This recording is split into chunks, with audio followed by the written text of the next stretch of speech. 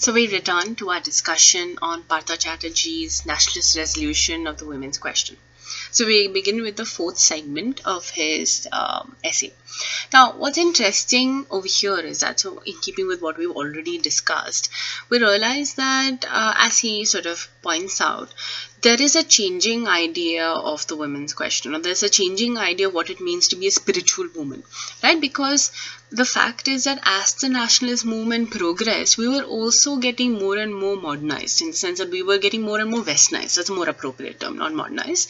We're getting more and more westernized. So you're constantly negotiating on whether this is okay, whether this is not okay. So that conversation is still happening. So which is why he says the concrete problem arose out of the rapidly changing situation, both external and internal, in which the new middle class family found itself. The specific solutions were drawn from a variety of sources: a reconstructed classical tradition, modernized folk forms, the utilitarian logic of bureaucratic and industrial practices, the legal idea of equality in a liberal democratic state.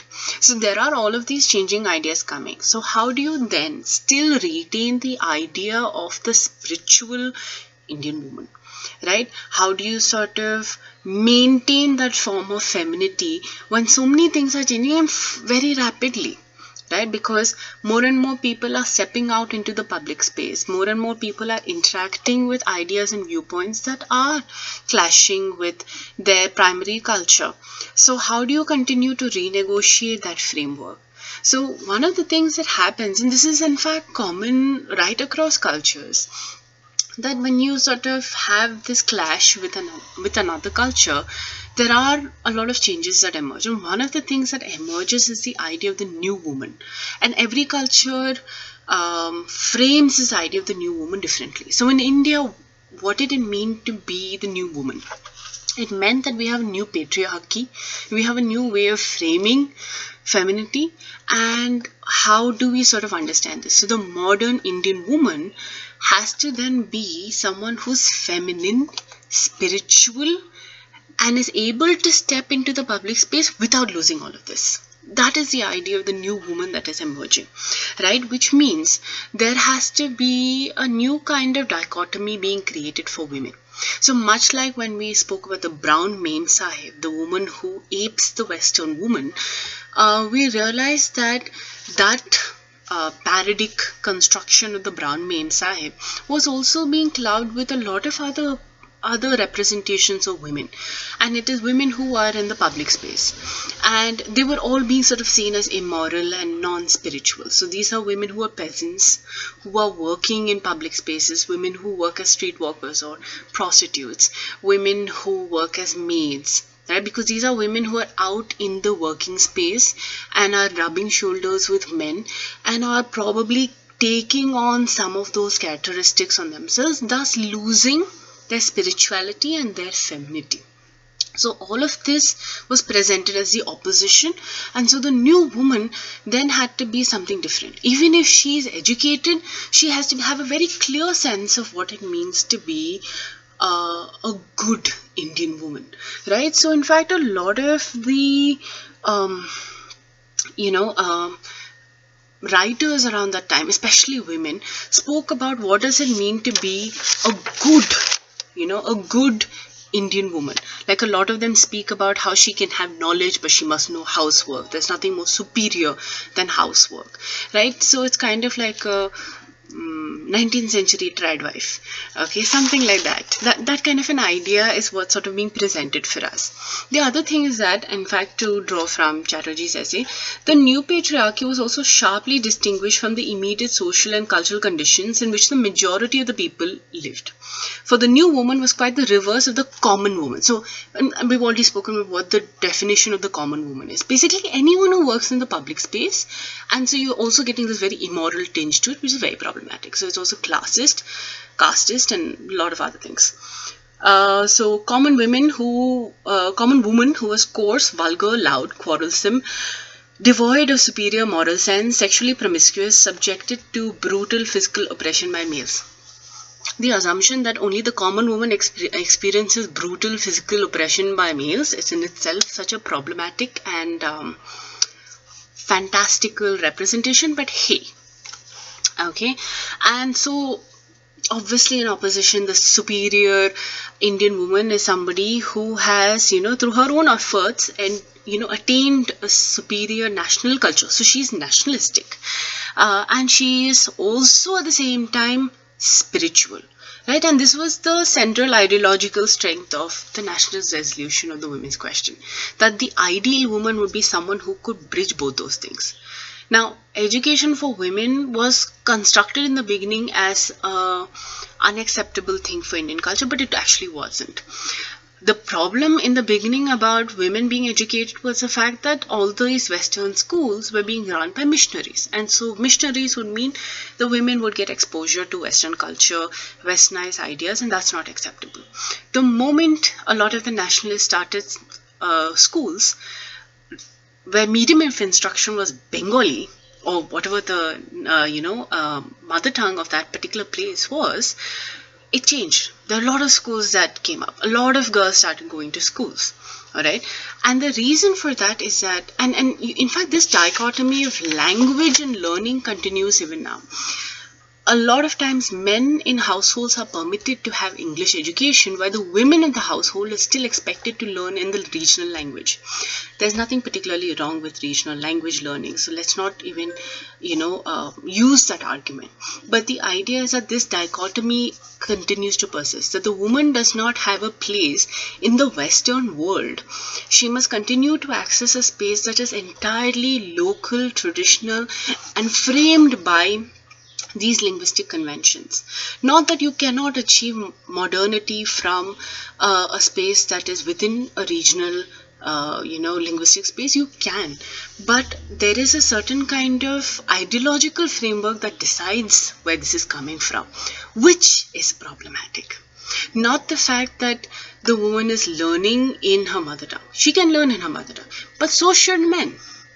The idea that the man should still learn in English because he should go out into a public space that is more westernized, but the woman should not be permitted there, is the problem. So that is where we really get into this idea that there is a new form of the respectable woman, or the Bhadra Mahila, that is being formed for us, right? The idea that formal education is acceptable provided she does not lose her femininity. And in fact, he makes a very interesting statement over here. Indeed, the achievement was marked by claims of cultural superiority in several different aspects. Superiority over the Western woman, for whom it was believed education meant only the acquisition of material skills in order to compete with men in the outside world, and hence a loss of feminine or spiritual virtues. So there's this conflation of spiritual and feminine that's constantly happening. And superiority of the preceding generation of women in their own homes who had been denied the opportunity of freedom by an oppressive and degenerate social tradition. So they are better off than the previous generation, and it's true. And superiority over women of the lower classes who are culturally incapable of appreciating the virtues of freedom. And we are back with casteism and classism. Like, woohoo, it's just back. But that's the viewpoint that we see being presented here for us. Right? The idea that by doing this, she is showing her superiority in three levels, threefold superiority. Superior over the Western woman, superior over the previous Indian women, and because she's a new woman, right? She's the construction of the new woman, and she's superior over all the other women who come from less privileged positions by her. I mean, the idea that privilege is not even being understood, but I suppose that's a whole different conversation. But we sort of understand where the nationalist discourse is really coming from, right? The other thing that we also get over here is that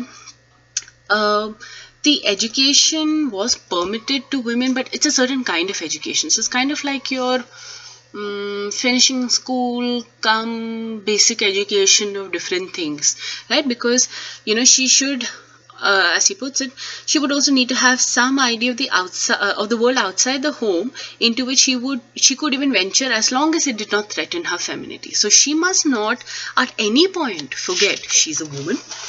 She is responsible for the spiritual health and well-being of not just her family, but the country on the whole, right? And that's such a burden to have to carry, and to expect every woman over there to carry. right? So then there is also, for instance, like even in the framing of the brown mem sahib, there was a criticism of how the modern woman was wearing the sari, the modern Indian woman. And back then there was a criticism of, oh, she's wearing a petticoat, oh, she's wearing blouse. So now when you look at it, you're like, ah, wow, you walked around without that. How would that have been possible? But now, in this framework of the Bhadra Mahila, or the new respectable woman, it was acceptable to wear the petticoat, it was acceptable to wear the blouse, but it had to be very modestly cut and, as covered up as possible. I mean, as much as the sari can be covered up, it has to be that covered up. And the idea that the woman, while even stepping out into the public space, must retain her ladylike qualities and understand that this idea of ladylike is very different from the Western idea of ladylike, right? So they must not eat, drink, or smoke in the same way as men, which explains the general criticism that continues to exist even now when women are found smoking or drinking. It's kind of like, oh, that's not a good feminine behavior. They must continue the observance of religious rituals which men were finding difficult to carry on. They must maintain the cohesiveness of the family life and solidarity with the kin, to which men could now not devote much attention. So they are now responsible for also holding the family together. So there is then a changing responsibility. Like before, the man made decisions for the house. Now there is a certain kind of like, we will let you make decisions on these matters, provided you don't get too arrogant about it. So the new patriarchy advocated by nationalism conferred upon women the honor of a new social responsibility, and by associating the task of female emancipation with the historical goal of sovereign nationhood, bound them to a new and yet entirely legitimate subordination. So you are being told at all points of time, this is your duty as an Indian woman, this is your duty as a good Indian woman, this is your duty as a good patriotic Indian woman. And so you are being tied with whole new sets of binds. You are still sort of being bound by, probably previously it was traditions and cultural frameworks, but now we're like, let's replace it with a whole different kind of a narrative. And a narrative that is equally powerful, equally controlling in that sense. One that will prevent you from challenging it, because you are then being told that every time your nation is under threat, the woman must always remain feminine, perfect, and spiritual, because she can defend her nation from threat by being feminine, by being spiritual. And so she cannot step out of that space. And she can be modern, provided she does not step out of the space. And the thing is that, as he mentions, that this is also a kind of hegemonic rule that is being imposed, right? There's a certain, it's not an obvious kind of control. It's kind of like you willingly submit yourself to me and I control you through your willing submission. And you're doing it through persuasion. You're persuading these women to accept this, like, hey, we'll let you step out into the public space provided you do these things, and it's fine print, it's not such a big deal, you can do it. It's not different from that. And think of how much more better your life is from what women used to have before.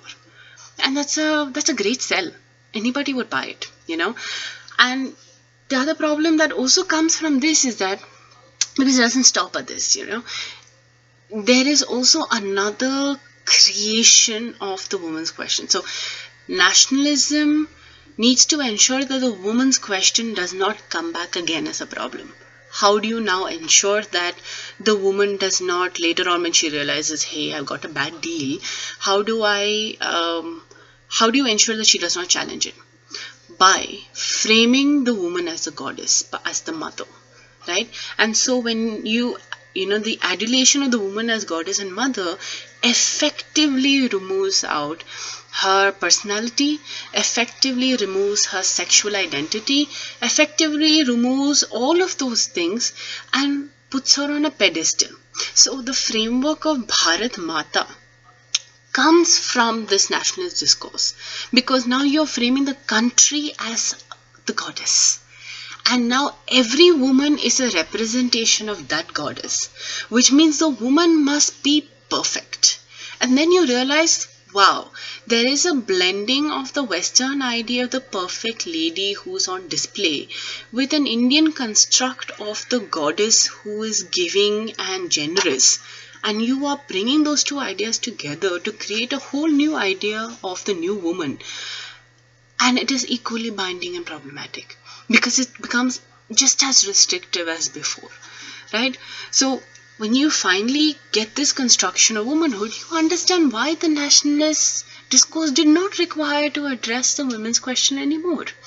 And of course, there are other political reasons for it. Like in part 5, for instance, Partha Chatterjee talks about the fact that the reason for extending this conversation on the women's question also lies the fact that they did not want to make the women's question an issue of political negotiation with the colonial state.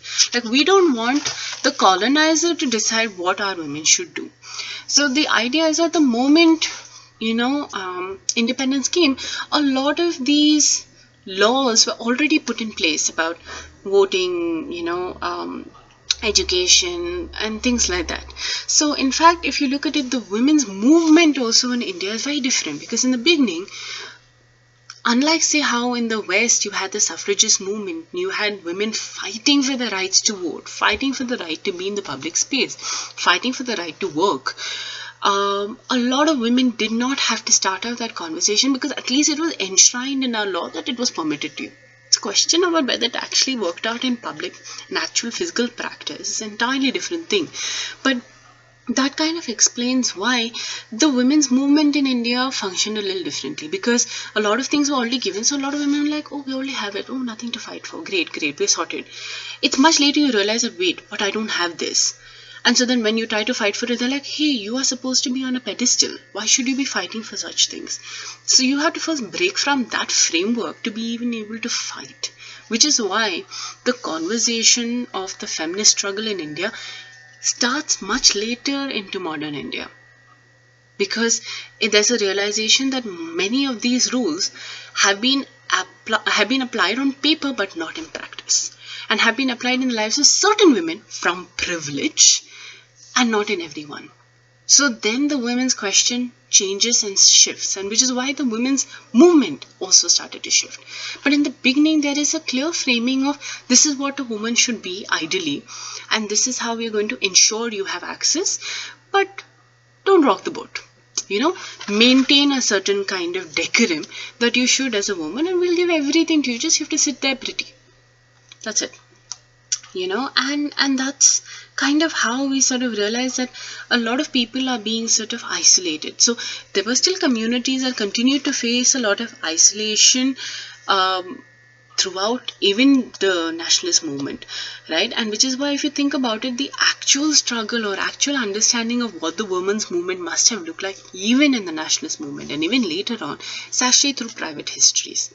How did the woman negotiate within her own home? How did she manage to fight for her rights within her own home?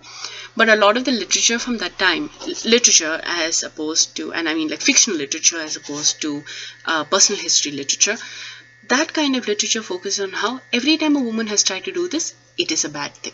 It has ended poorly. So we realize that there is a framing of how a woman should really argue with her situation.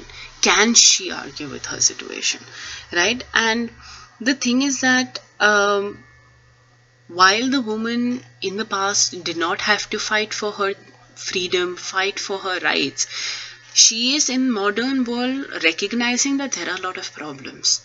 So the fact is that while the nationalists may have felt that, hey, we have solved the women's question, in actuality, it has not been solved. The new patriarchy may have given us a whole new framework with which to understand the women's question and may have created a nice working system for the new woman. The fact is that not every woman appreciates that system. Not every woman finds fulfillment in that system. And that is why we realize that there is still a problem that has not been addressed. The nationalists have not addressed it. They have answered it from within their own framework, but they haven't truly done justice to this argument, right? Because the other thing is that it has also generalized itself to the new middle class. It has not answered the problems of many other classes. Many other frames of social stratification have not actually been acknowledged in this entire argument. Right? Now, obviously, at one level, if you think about it, it's fair for the nationalists to have not made a big issue of it, because it would have diverted their attention. Like if they became a feminist movement and not a political movement, it would have probably diluted the original political struggle. But why do we still have these frameworks? Why are we still being limited by these frameworks? Because the fact is, the nationalist question has not been resolved. The current nationalist question of the women's question has not been resolved. Whether back then they felt it was resolved or not, it has not been currently resolved. Which means we have to look at it once more. We have to reframe our understanding of what it means to resolve the women's question. Thank you.